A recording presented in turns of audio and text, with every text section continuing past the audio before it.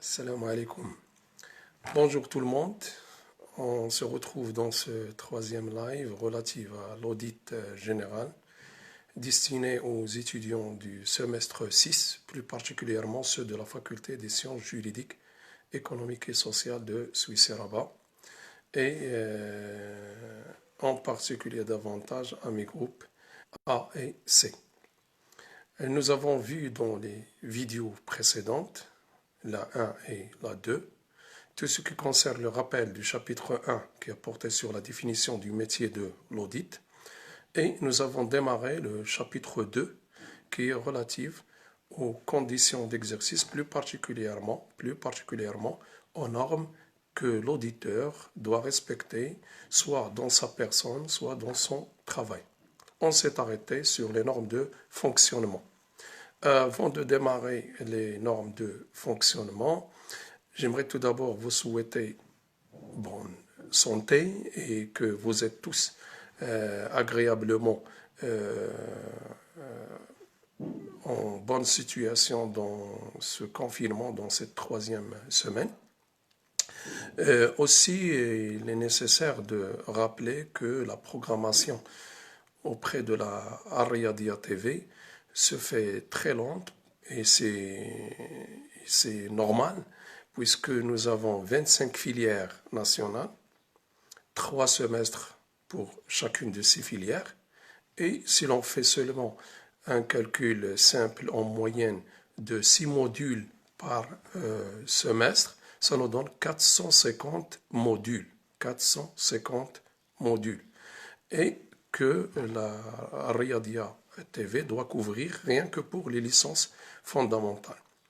En prenant la cadence avec laquelle sont programmés, c'est-à-dire une demi-heure par séance de module, 3 heures par jour avec des rediffusions, normal, il serait très difficile de programmer tout le monde.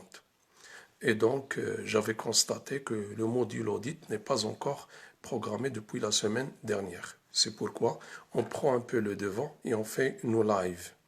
Deuxième remarque, c'est qu'il y avait un post hier d'un étudiant, que je remercie bien, qui avait suggéré de passer sur Teams ou sur autres applications, Classroom et autres. J'avais précisé qu'il faut toujours, tout d'abord, continuer les lives, puisqu'il y en a un grand monde, et je remercie les étudiants, les likers, les professeurs, les fonctionnaires, les simples citoyens qui se connectent afin d'apprendre et continuer à apprendre, car l'apprentissage n'a pas de limite. Donc, grand chapeau à tous ceux qui se connectent. Et donc, il sera prévu par la suite, une fois que nous aurons terminé nos lives, des séances Zoom sur le logiciel Zoom, et j'espère que vous allez le télécharger afin de faire des échanges questions-réponses et également peut-être se préparer sur le type d'examen commun que nous posons chez nous à la faculté. Dernière information avant de revenir sur les slides, c'est que j'ai partagé avec vous à 1h du matin d'aujourd'hui les nouveaux supports courts que j'avais préparés parallèlement pour les enregistrements au compte de la télévision. Et du coup, vous êtes les premiers servis par ces slides et je les ai partagés, ces trois séquences. Dans ces 3 séquences, vous allez trouver l'ensemble. Bien sûr, à ne pas oublier de revenir sur l'ancien Drive où il y a des livres, où il y a les normes internationales en documents. De l'ancien Drive, vous n'allez garder que le premier chapitre, puisque dans les nouvelles séquences qui sont partagées avec vous, il n'y a que le rappel du chapitre 1, puis le chapitre 2 et le chapitre 3, nouvellement reconstruit dans un design noir-blanc à l'international. Et un peu light,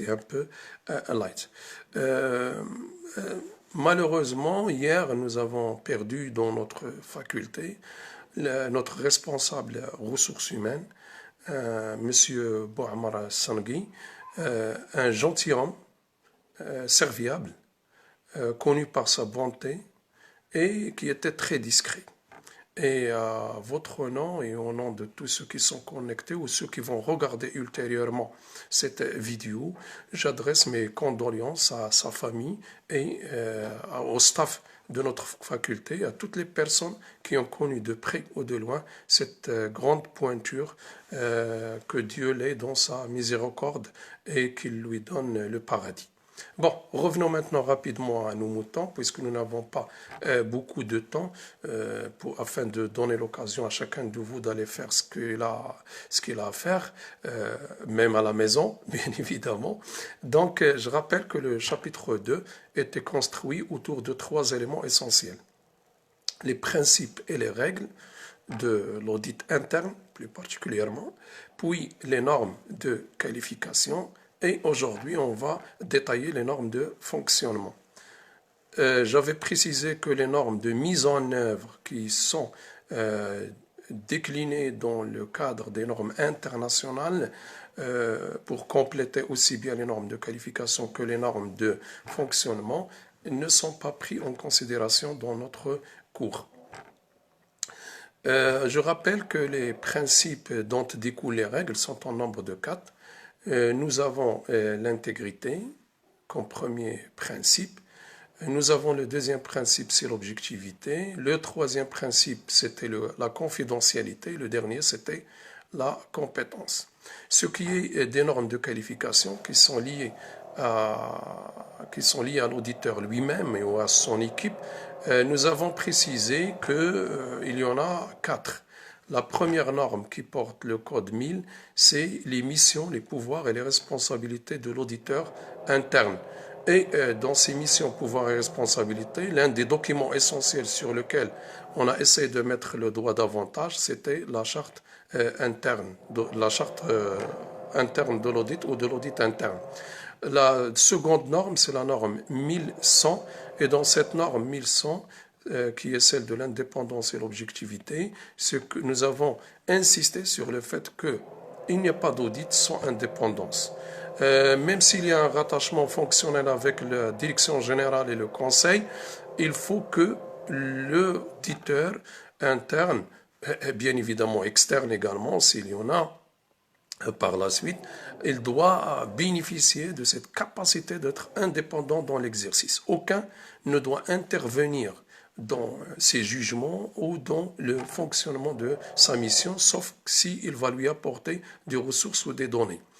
Quant à l'objectivité, nous l'avons traduit autrement par l'impartialité et l'exercice dans les règles de l'art. Troisième norme de qualification, c'est la 1200, c'est compétence et conscience professionnelle. Et là également, il n'y a pas d'auditeur interne qui n'est pas compétent. C'est vrai qu'il peut commettre quelques omissions parfois, ou disons même des erreurs, mais ça ne veut pas dire qu'il est incompétent. Il doit bénéficier d'un grand niveau de compétence qu'il met toujours à niveau grâce à la formation professionnelle continue, et il doit exercer avec toute la conscience professionnelle, et là nous avons beaucoup insisté sur le secret professionnel. Dernier élément des normes de qualification dont on se rappelle, c'est le programme d'assurance d'amélioration qualité. Comme toute autre fonction, l'indépendance ne signifie pas ne pas se soumettre à des évaluations. Et à ce niveau, nous avons les évaluations internes qui sont faites sur la fonction audit interne par l'auditeur lui-même. Ça peut consister dans des auto-évaluations périodiques. Et vous avez de l'autre côté les évaluations externes qui sont faites par des auditeurs externes en commun accord avec le conseil de l'organisation en question. Et au moins chaque 5 années, cet audit externe doit être fait sur la fonction audit interne. Allez-y maintenant sur les normes de fonctionnement. Les normes de fonctionnement, comme je l'avais précisé, ils concernent plus particulièrement le travail de notre auditeur interne. Je remercie toutes les personnes qui nous rejoignent depuis tout à l'heure, ainsi que ceux qui ont démarré avec nous à 10h30. Donc les normes de fonctionnement se divisent en 2 grands blocs. Ce qui concerne le fonctionnement de toute la fonction audit interne, et ce qui concerne le travail dans le cadre d'une mission, dans le cadre d'une mission pris à part. On commence par les normes qui concernent toute la fonction. La première norme dans le cadre international de l'Institut des auditeurs internes, IIA, c'est la norme 2000. La norme 2000 concerne la gestion de l'audit interne. La gestion de l'audit interne, c'est-à-dire toute la fonction de l'audit interne. Et là, nous avons plusieurs sous-normes. La première sous-norme, c'est question de planification. L'auditeur interne doit mettre un plan pour son travail et il doit le communiquer, à la direction générale et au conseil. Cette planification doit tenir en compte plusieurs éléments, plus particulièrement l'approche par les risques et une stratégie d'audit interne. Par la suite, dans la gestion de cet audit, nécessairement, on a besoin de ressources et donc nous avons besoin également de moyens. Et donc l'auditeur interne, et c'est la deuxième sous-norme, il doit communiquer ses besoins à la direction générale et au conseil et qui doivent également approuver son plan précédent, c'est-à-dire le plan de son fonctionnement. Généralement, ce plan il est annuel. Généralement, ce plan de travail il est annuel. Troisième élément de gestion, c'est la gestion des ressources. Et les ressources, notre auditeur interne doit vérifier deux choses. La première, c'est l'adéquation des ressources qui sont mises à sa disposition en termes qualitatifs et la suffisance de ces ressources et de ces moyens. Ils doivent être suffisants en quantité et ils doivent être adéquats en qualité. Et vous avez l'autre norme, qui est sous-norme dans la gestion de l'audit interne, c'est les règles et les procédures. Les règles et procédures que l'auditeur interne va suivre. Ils doivent être clairs et bien évidemment bien précisées et bien conduites. Autre norme qui est très essentielle, c'est que l'auditeur ne peut pas travailler sans coordonner avec autrui. Et donc, il doit coordonner tous les travaux, que ce soit de sa fonction ou avec ceux avec lesquels il va coopérer. Et j'ai en tête maintenant au moins le contrôle interne. Le responsable de contrôle interne, pour ne pas avoir de redondance de travaux et de recalcul et d'analyse et de tests, il faut que notre auditeur interne tient en compte l'effort des autres. Autre sous-norme, toujours de la gestion, c'est la communication. La communication de tout ceci à la direction générale et au conseil. La direction générale et au conseil de l'organisation. Et en fin de compte, si on considère que il n'y a pas de possibilité de recruter en interne l'auditeur interne et que l'on va recourir à quelqu'un qui va assurer l'audit interne, mais qui vient de l'extérieur. L'audit interne et qui vient de l'extérieur, c'est-à-dire un prestataire, entre guillemets, freelance. Et il faut s'assurer que cet auditeur interne qui vient de l'extérieur, ses engagements et continuer. On passe, s'il vous plaît, à la deuxième norme des normes de fonctionnement, c'est la norme 2100. Revenez sur vos documents ou sur le site de IIA pour télécharger, s'il vous plaît, les normes internationales. C'est un document, comme je l'avais précisé, qui fait 38 pages et qu'il faut quand même regarder dans les détails. C'est vrai que nous, on essaie de vous donner la grande architecture avec quelques explications, mais ça n'empêche que nous comptons beaucoup sur votre capacité d'apprentissage et de e-learning. Donc la norme 2100 concerne la nature du travail. La nature du travail d'un auditeur interne est déclinée en trois éléments essentiels. Tout d'abord, la gouvernance. Il doit vérifier les systèmes décisionnels, c'est-à-dire il doit vérifier comment la décision est prise dans le cadre de l'organisation. Par quel mécanisme, suivant quelle procédure, est-elle participative, top-down, bottom-up, et donc c'est ce qu'on appelle la gouvernance. Deuxième élément qui est très essentiel dans le travail d'un auditeur interne, c'est le management des risques. Le management des risques, nous avons déjà précisé dans les normes de qualification que notre auditeur interne n'est pas un manager préventif des risques. Même s'il peut de temps en temps remplir dans certaines organisations cette fonction, mais il faut départager les fonctions. L'audit interne ne doit pas être confondu, avec l'audit, avec les autres fonctions que peut occuper notre auditeur interne. Et donc le management des risques, ici, ce qui nous concerne, c'est le recensement, l'identification et l'évaluation des différents risques, et on va y revenir plus loin dans les missions. Un dernier élément dans la nature du travail, c'est le contrôle. Le contrôle, c'est surtout le contrôle interne, c'est le contrôle du contrôle. Et à ce niveau-là, il faut vérifier les objectifs qui sont fixés par l'organisation et qui sont validés par son contrôleur interne et par sa direction générale. Il faut revenir sur les éléments de respect de loi, des règles et des procédures. On passe à la troisième norme et là on entre dans la deuxième partie des normes de fonctionnement. Il s'agit plus particulièrement de ce qui concerne le déroulement des missions. Et sur le déroulement de mission, on a le chapitre 3, dans ces sections 3 et 4, dans lesquelles on va revenir avec détail sur cette question. Mais donnons maintenant la grande architecture. La norme 2200, c'est une norme de planification de la mission.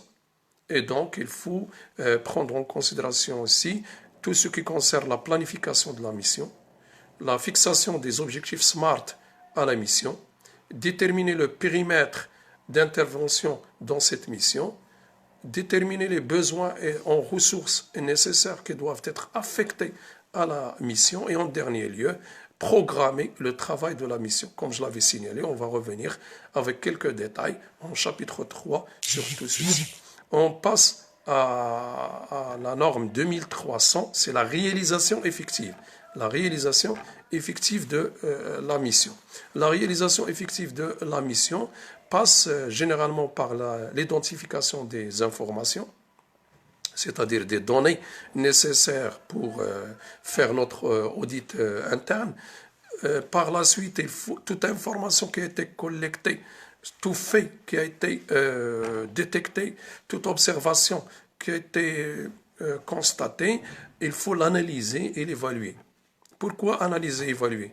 Parce qu'on ne peut pas donner des conclusions ou tirer des recommandations ou prodiguer un avis sans pour créer. Et donc, l'analyse et l'évaluation nous permet de démontrer que les informations sont factuelles à des faits réels, probantes, c'est-à-dire nous amènent vers les bonnes conclusions et recommandations et qu'elles sont tout à fait suffisantes pour atteindre les objectifs de l'audit interne.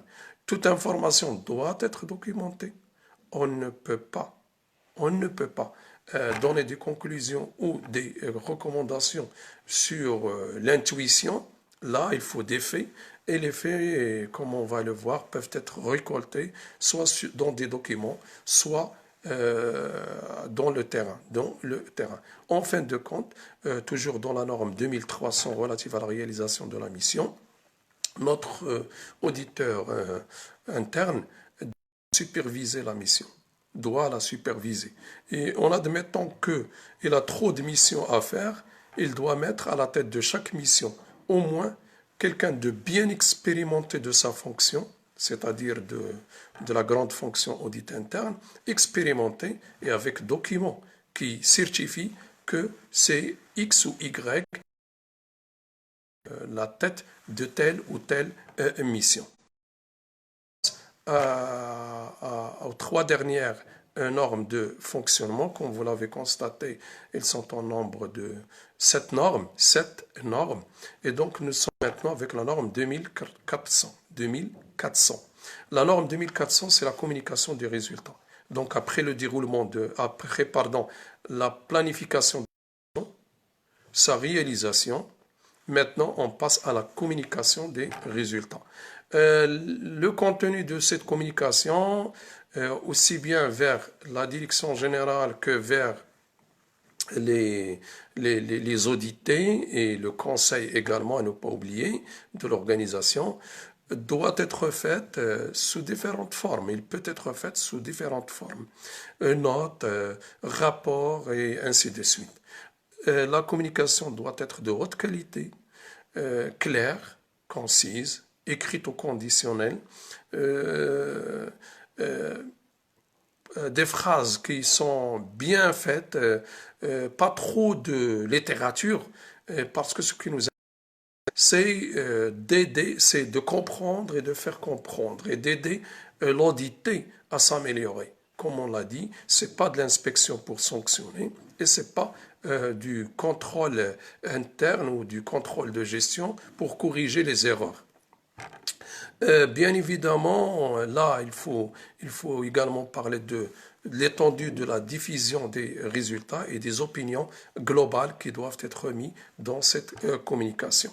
Il y a une petite sous-norme qui porte le code 2430 et qui ne concerne que les auditeurs internes qui sont affiliés à l'IA, à l'Institut des auditeurs internes, IIA, ou qui sont certifiés par cet institut, candidat à la certification de cet institut, et c'est la norme utilisation de la mention conduite, c'est-à-dire la mission, et les conduites conformément aux normes internationales. C'est-à-dire que cette sous-norme, ce n'est pas toujours utilisable que dans le cas où l'on est membre de l'institut concerné ou certifié par cet institut, candidat à la certification de cet institut. Les deux dernières normes sont les suivantes. La norme 2500. Dans cette norme 2500, c'est que notre auditeur interne, à la différence de l'auditeur externe, qui peut prodiguer des recommandations sans pour autant les suivre. Sans pour autant les suivre. Le suivi dans l'audit externe, il est optionnel et nous avons donné, et je donne maintenant, l'exemple de la Cour des comptes qui n'est pas marocaine, qui n'est pas censée suivre les conclusions de ces rapports d'audit, de suivre leur application. Mais il peut être chargé de le faire. Par contre, dans le cadre de l'audit interne, notre auditeur interne, par obligation, une fois qu'il a donné ses recommandations, son avis, il doit surveiller les actions de progrès et de performance. Si, par exemple, notre auditeur interne constate qu'il y avait des risques élevés qui ont été acceptés par le management, il doit les signaler à notre direction générale, à la direction, c'est pas la nôtre, à sa direction générale et au conseil. Ainsi se termine le chapitre 2. Il nous reste dans notre demi-heure 5 minutes. 5 minutes ne vont pas être très suffisantes pour démarrer grand-chose dans ce chapitre, mais au moins j'aimerais décliner ces grandes lignes et si j'ai la capacité de faire au moins la première section, ça serait une bonne chose. Bien évidemment, si vous permettez de rester toujours avec moi dans cette matinée, j'espère agréable, puisque ça pleut, et ça pleut depuis quelques jours, ce qui est un bon signe. Un bon signe parce qu'après la pluie vient le beau temps et après Covid viendra bien évidemment également la bonne rencontre. Et j'espère que vous avez cet espoir et cet optimisme que j'ai. Je suis là ou pas à l'avenir parce que la mort ne guette que ce soit avec Covid ou autre.